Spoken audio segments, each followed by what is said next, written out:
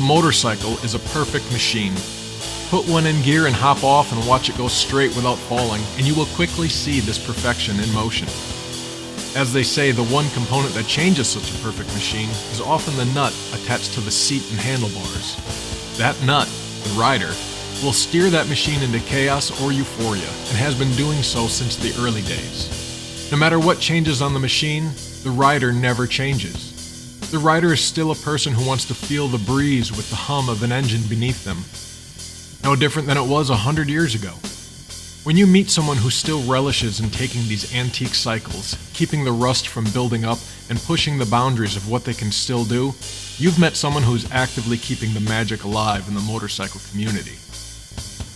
The spirit of the rider doesn't only live in the saddle, but it lives in everything we do. For me, it's in the words of a book, the direction of a film, and the flow of a song. Music, like a motorcycle, is a perfect creation. It doesn't matter how it sounds, someone will connect with it. Whether the sounds soothe or excite, hum or scream, pound or caress, there is a mood for all music and an audience just waiting to appreciate it.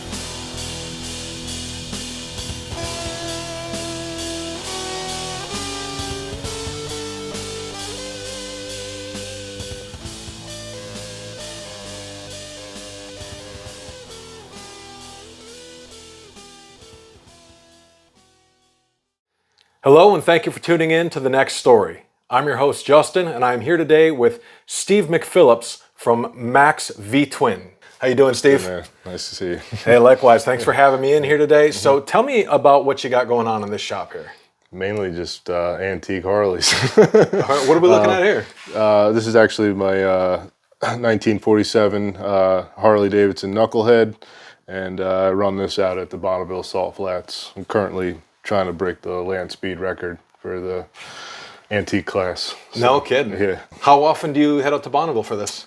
I went out last year. It was kind of about 6 months before we decided we were going to do it, and then we built the bike and then went out there and kind of get our feet wet, and didn't really go as planned, but there was a big learning curve, and I think we have figured out quite a bit just from that experience, and I'll be heading back out there the end of July. So, oh, very cool. Yeah, a little over a month. So what got you interested in doing all this? My whole life has just been around motorcycle racing and motorcycles, so I don't know. I have like a good group of friends that we all do this kind of stuff with, and me and my buddy started talking, and we were like, dude, we should go out there and check this out. And then next thing you know, it just we get a project going, and we work best when we have a project or a goal, and then we set ourselves to that, and we made it out there, and now we're really we actually came really close to breaking the record. So wow. we're like right there. We just had to figure out some other things, and so we're hoping this year goes better than last year. What is the years that we're looking at when we classify the bikes that you're running? Basically, this class here is modified vintage fuel 1350. So basically, it's a 80 cubic inch motor, but it has to be basically from late 1940s and back. So, okay. But yeah, for this one here, this is a 1947 Knucklehead, and it's all tricked out. I mean, you're actually running two front heads on it, so the carburetors and everything are all streamlined on it, and the bike is as narrow as possible. And how does one get into this specific class? I mean, did you grow up around bikes? Yeah, my entire life has been nothing but motorcycles. My dad was the service manager, and he was like the head race mechanic for the Harley dealership, and I pretty much grew up there. So everything has been motorcycles my entire life. Oh, that's pretty much fantastic. Since the time I could ride a bike without training wheels at 4 years old, I had my first motorcycle, and it's just been racing motorcycles and building motorcycles, and it's always been Harley Davidson. Oh, fantastic. We're definitely a Harley Davidson family. So very cool. Yeah. Are there places that you race mostly locally, or do you travel a lot? I honestly haven't really been doing much racing besides like this. We were doing like vintage drag races down and at the Race of Gentlemen and stuff. And my buddy, he actually won it a few times. And Now, where is that exactly? that's in Wildwood, New Jersey. Okay. They do that once a year. It'll actually be in October. So. Oh, fantastic. Yeah, and same thing. It's antique bikes, and there's 2 classes. There's a 45 class and there's a big twin class. Is there something particularly that really draws you to the antiques as opposed to, hitting up with the newer stuff? Or Dude, I've never even ridden a new bike. Oh, yeah? I've never even ridden a twin cam or anything. Like, my daily rider's a 1947 Knucklehead right there. Like, that's the newest bike that I own. Basically, it's just a 1947 Knucklehead FL, which is a 74 cubic inch. And this is your daily? Yeah, I mean, whenever I get a chance to ride, kind of busy with kids in the shop, so it's, most nights I'm at gymnastics practice with my kids, so it's, whenever I get a chance to ride, this is the one that I ride. Now, you don't ride newer bikes, so you don't really have a lot to compare to, but what is it like riding something like this?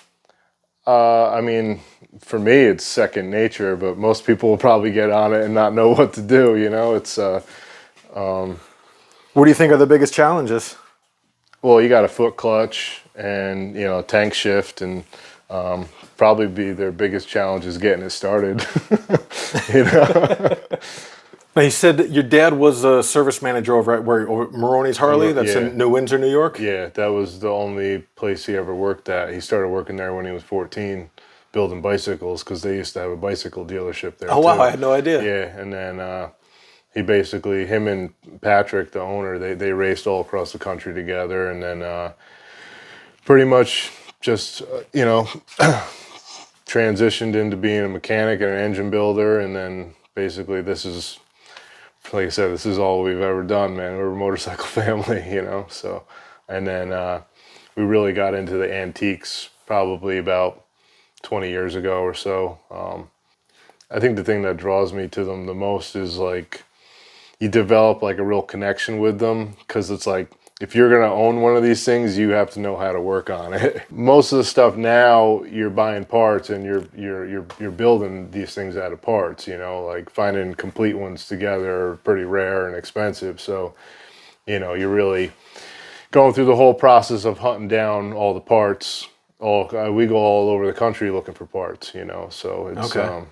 I don't know. I love it. So I feel lucky that I get to do this for a living. Oh, fantastically, so yeah. It's not working for the man. You know what I mean? It's like, I've had jobs like that before, and I'm not going back to that. So now, you're fender to fender? You can work on just about anything on the bike, or do you have areas you specialize in? Yeah, I pretty much do everything.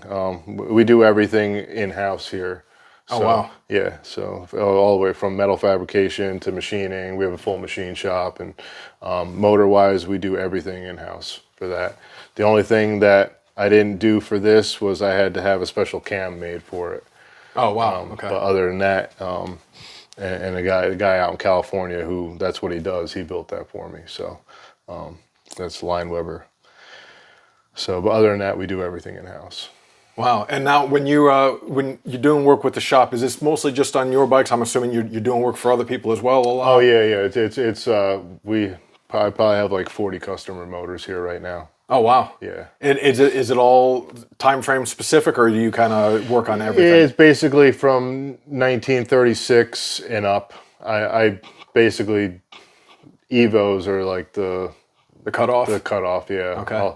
I'll build an Evo motor, no problem. But like I don't really mess with the twin cams or anything like that. So I pretty much just deal with the antique stuff. Wow. So yeah. So we're busy enough with the antique stuff where we don't need to, So we're over a year out work wise. Oh, wow. Consistently. So it's been like that for probably the last 10 years. We've been booked out like over a year. So it's kind of, So I'm assuming there's not a lot of other people specializing in the area the way that you guys are. Yeah, not really. Even like throughout the country, most of our work is from out of state. There's, like I just shipped a couple motors down to Florida, and like we'll do motors for guys in California or basically Midwest, and like we go to all the antique meets. So guys will drop motors off to us, and then the following year we'll bring it and drop it back off to them at the same meet, so you don't have to ship it all the way across the country, so Yeah. we do a lot of stuff like that. In the Hudson Valley region, you were kind of mentioning earlier to me that there's actually a pretty solid antique riding community here. Yeah. And you were saying there was a group? Yeah, they're the Hudson River Riders. They're an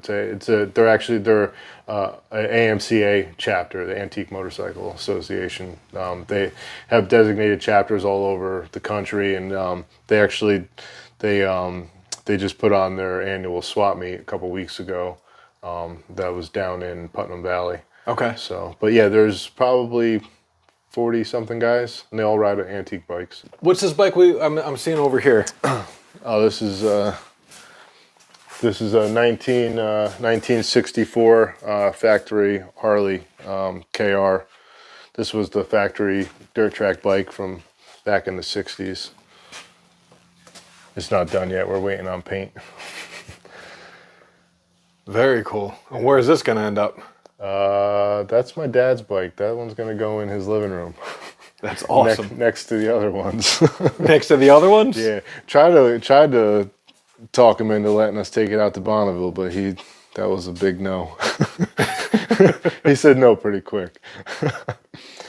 It is. It's a really rare race bike, and he doesn't want anything to happen to it. So basically, this was number 2 off of the line. This was number 2 that was made in '64, and back in the day, anybody that was racing, so if they entered an AMA, like a professional AMA race with it, the rider number would be put with the VIN. So I can't remember who it was that actually raced it, but he has the documentation on who actually raced the bike.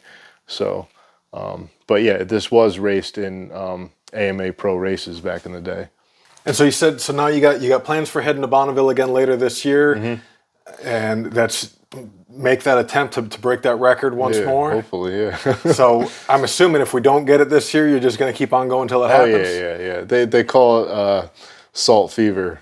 Yeah. It's like once I went out there, I was like, I could see myself doing this every year. It's just, it's kind of like just like a wild experience out there, and it's funny too, because it's like, you're going like 130 miles an hour on this thing, but you don't feel like you are, because there's nothing out there. There's nothing to gauge. Like, there's no trees going past you. There's no nothing. You're just following a blue line, and you're in the tuck, and it's like, you have no idea how fast you're going until they give you your time slip at the end. It's like, but yeah, we went about 130 on it. The record's 133. So we're right there. Oh yeah, you're not kidding. You are right there. And I actually had a mechanical when I was out there too. I had a mechanical problem. So what was it?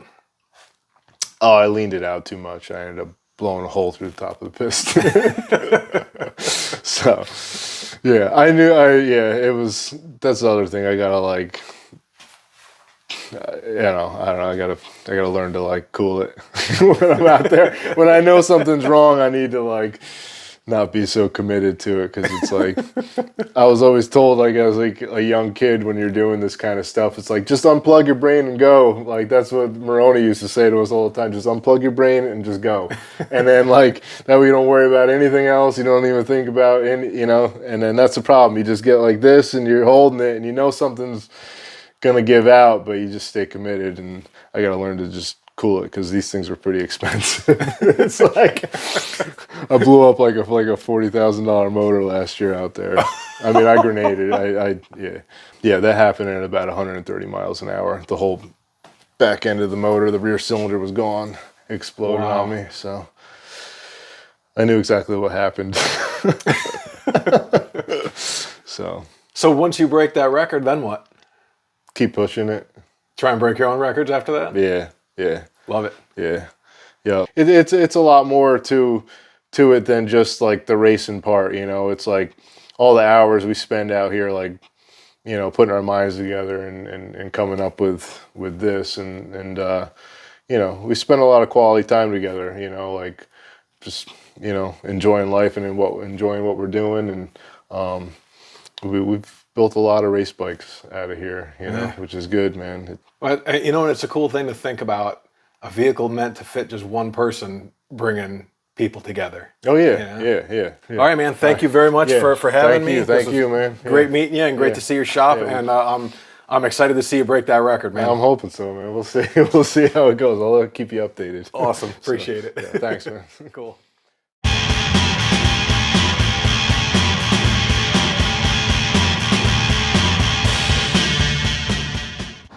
Welcome back. I'm your host, Justin. I'm here today with Tommy Gleason. Tommy is a retired City of Newburgh Police Department motor officer, and Tommy is here today to talk to us about frame stop steering.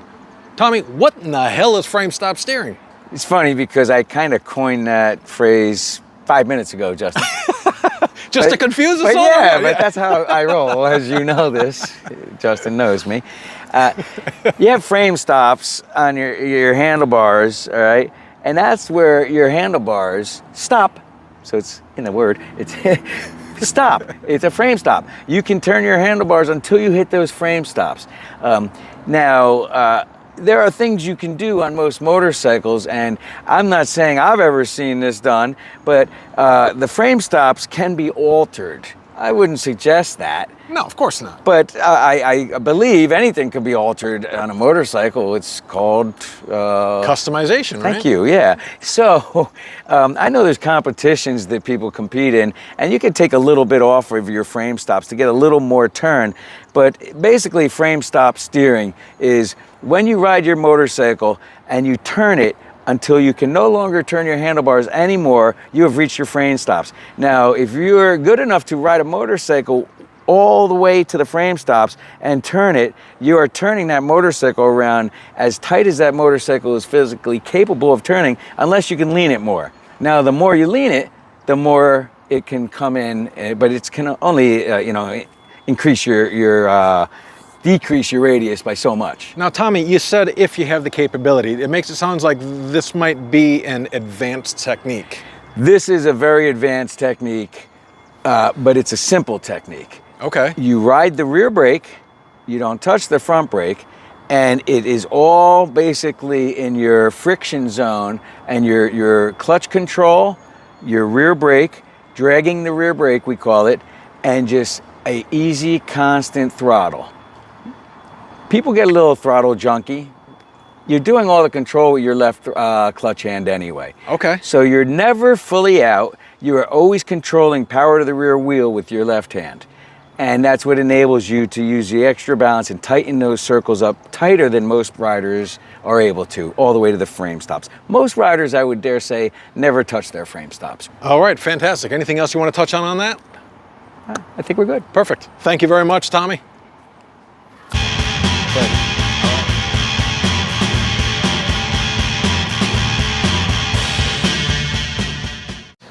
Hello, and thank you for tuning in to the next story. I'm Justin, I'm your host, and I'm here today with Bobby Edge. Bobby, how you doing? Very good. Very good. Thank you for having me. Bobby, I'm so glad to be with you here. You are an eclectic musician who just dabbles in so many different styles. I say dabbles, I don't even think that's the right word. Excels at so many different styles. Well, thank you.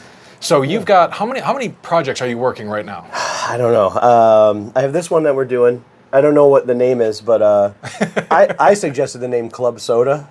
I don't know, I was just like really stoned and I like to be silly. And I was like, Club Soda. And I would be like, the first record could be called Welcome to the Club. Like, very nice, yeah. I don't know, something stupid. But we'll make real music, but just have a funny name. So what genre does Club Soda here dabble into? Man, I don't know. We're kind of just experimenting. Like I play a bass 6, which is, it's like a guitar, in between a guitar and a bass. It has 6 strings, but it's tuned a full octave below a guitar. So right now it's just me and Ian. We're looking for maybe like somebody to play keyboards or some kind of weird configuration of instruments that we can make like an experimental kind of. Like, I don't know, you ever hear the band like Morphine? Yeah. Like, he had like a 2-string bass, a drummer, and a saxophone player. Right, okay. And like that, just something kind of cool like that. Yeah. It's weird and experimental. But yeah, I got this going on. I'm still playing with the Public Serpents every now and again. Now tell me about the Public Serpents. Yeah, I did a 3-month-long tour with them last year, and then I just did punk rock bowling with them. We did like a 2-week tour into punk rock bowling. Now, what genre is Public Serpents? Ska-core, like Ska-core. I guess you'd say like ska-core, ska punk. Okay. Yeah. I love the name. Crack, It's fantastic. Crack Rock Steady would probably be Okay. like an apropos title of the music, you know? Nice. Squirt, the drummer, is from the band Choking Victim. Okay. So like they kind of like invented that style, you know, and but yeah, I've been working on my solo stuff, just the Bobby Edge band, working on a new EP, trying to get that together. Got 4 songs out of 5 recorded. Now, we're going to play a video from the Bobby Edge. We recorded that at the Falcon in Marlboro. Oh, yeah. Awesome music venue. Like Lee let us come in and do that. There's so much history at the Falcon, too, Yes, yeah? Like yeah. Bob Dylan and everybody. Like, There's like, yeah, it's insane, you know. now, I want to kind of explain to the viewers, and I know they'll see the video and can judge for themselves, but when I first heard the Bobby Edge band, the Bobby Edge project, when I first listened to that, and I know I told you this, all I heard was Mike Patton in your voice. That's Patton, awesome. That's cool. I love him. your intonations, the way that you sing, is what really reminded me of him. And even kind of the sound that you had brought me back to like Mr. Bungle's California album a little bit. Yeah, you know? hell yeah. So yeah. I thought that was very cool. I was very, very impressed to hear all that. We've only talked about 3 of your projects, and I know that's Sure. not even all of them. Yeah, what else? Oh yeah, that's right. I played bass in like a skate punk band Okay. with my friend Brian Labuda. And what's the name of that group? Punk rock polka experience. Very nice. It's not polka, but you know, it's like I like Brian. He's a really funny guy. Like all his jokes are like really tongue in cheek. So what's on the horizon for you now? In January, the Public Servants want to record a new record. They want to do it in Brazil. I would like to go spend 4 weeks down there. Well, who won And it? yeah, it's Down in Brazil, man. It'd be- Where in Brazil? I believe it would be in a place called Florianopolis. This place looks so nice, and it's so close to like beautiful beaches and stuff. So I couldn't imagine, you know, like just like you're tracking, and I'm like, oh, take a break. Let's walk to the beach. Yeah. And just it seems like a nice place. But yeah, I think I'm gonna be doing that with them, and I'm doing like half of their East Coast tour next year. But past that, I'm not sure. You know, I want to see what's happening with my solo stuff. I want to try to get us on some bigger stuff, maybe do like a little tours here and there. I'd like to go back to the Midwest because I really like the Midwest and everybody out there, and they treat us really nice. You know? So you Like- toured there before? Yeah. Where are some of your favorite spots? I love Green Bay. Are you kidding me? No. Did we have this conversation We already? might have. I grew up in Green Bay. Okay, yeah, we must have had this, yeah. No, I love it there. All Awesome. the people there are very cool, and I think a lot of bands don't stop there. So Yeah. when a band does, they're like they're really appreciative of you, and it's like really cool. So You it's know, an yeah, interesting like- thing with Green Bay. Growing up there, I was in high school through the '90s, and we had certain venues back then that were like, you know, punk rock venues, and there were the places that we played, and not one of those places exist anymore. And I haven't been back in a very, very long time, so I'm not sure exactly what is still out there. But like you're saying, not many acts really come through there very often. No. There was a show there in like 2002, 2003, somewhere around there. I think it was 2002. And it was just outside of Green Bay at a small little bar out in the middle of nowhere.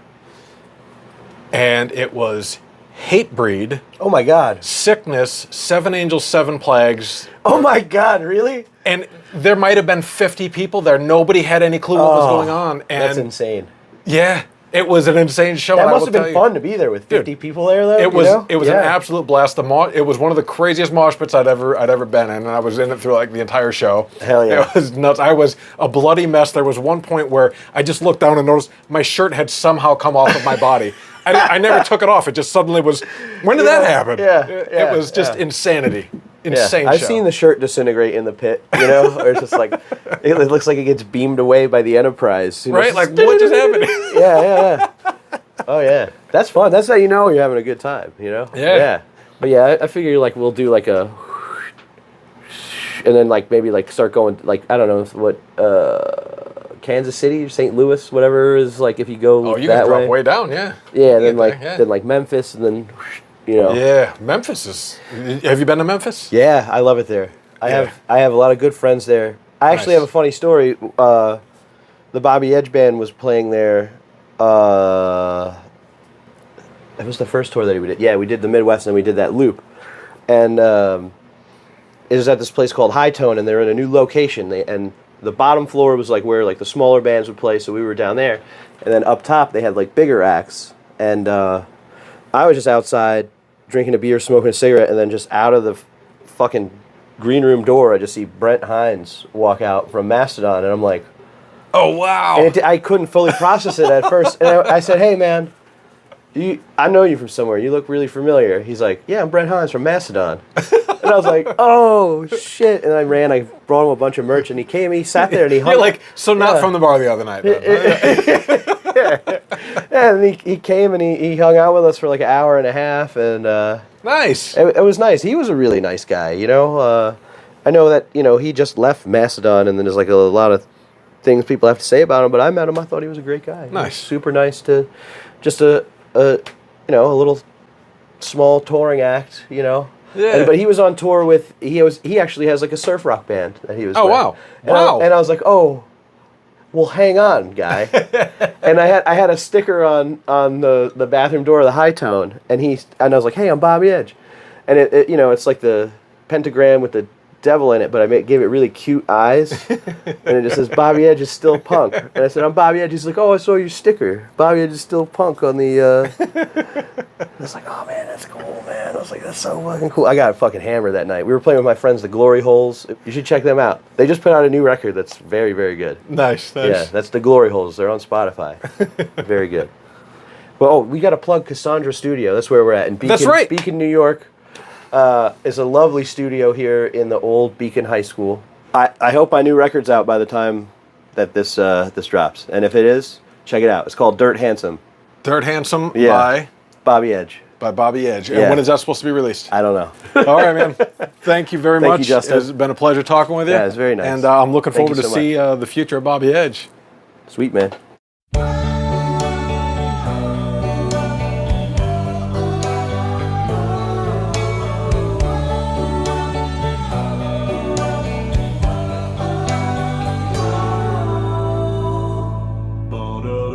Another wasted day. I keep throwing my life away. Wish I had a reason to stay. Do what I do best and run away.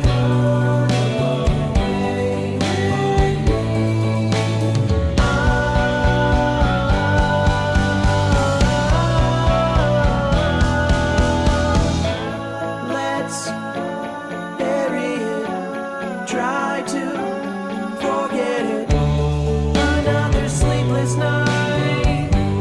I keep holding on so tight. One of these days, I swear I'll be alright. Do what I do best and try to hide.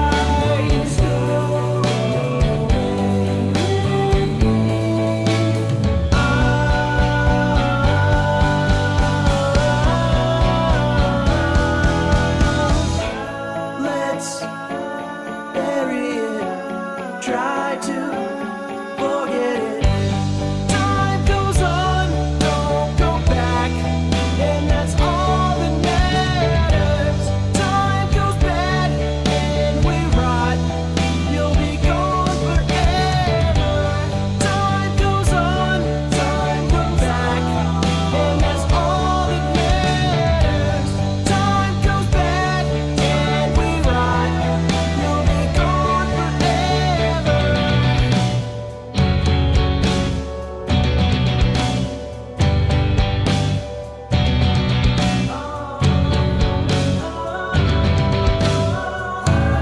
Let's bury it. Try to forget it.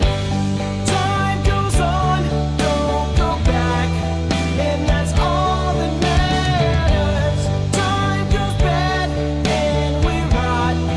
You'll be gone forever. Time goes on, time goes back, and that's all that matters. Time goes bad, and we rot. You'll be gone forever.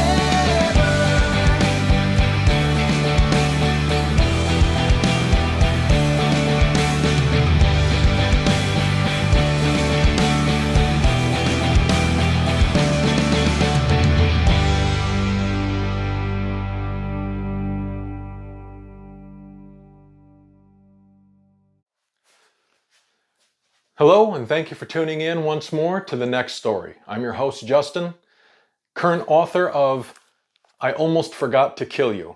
This book was released October 1st, 2025 on Amazon. You can go right to my website at twowheeltimetraveler.com to be able to find the link to get your copy in either ebook or paperback format.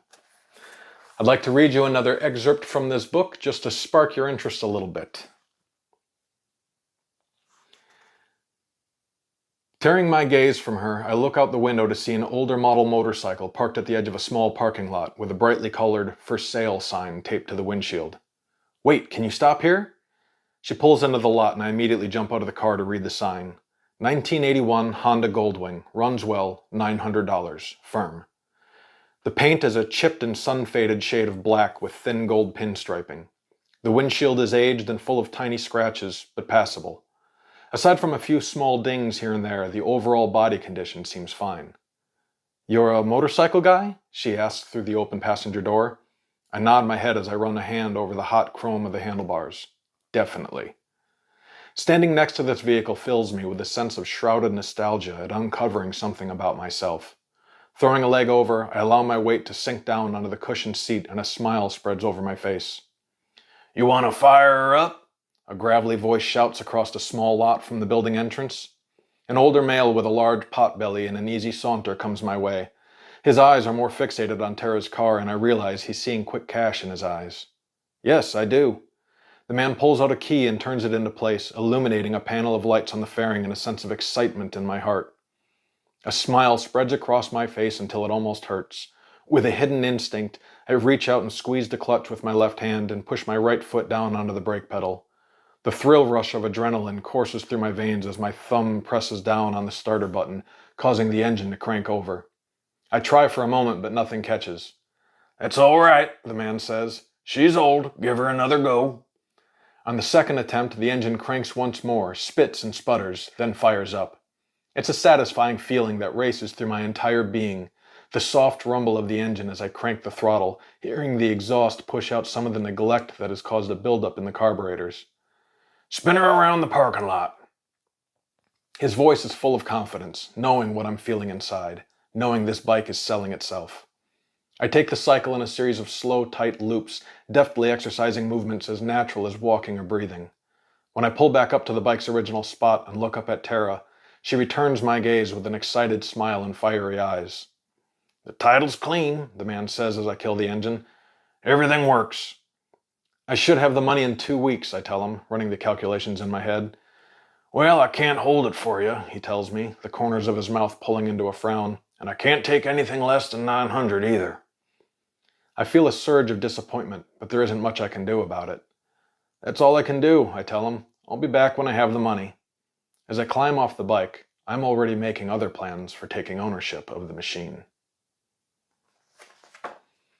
All right, thank you for listening, and come back for episode 4, and we will reveal a little bit more about this book.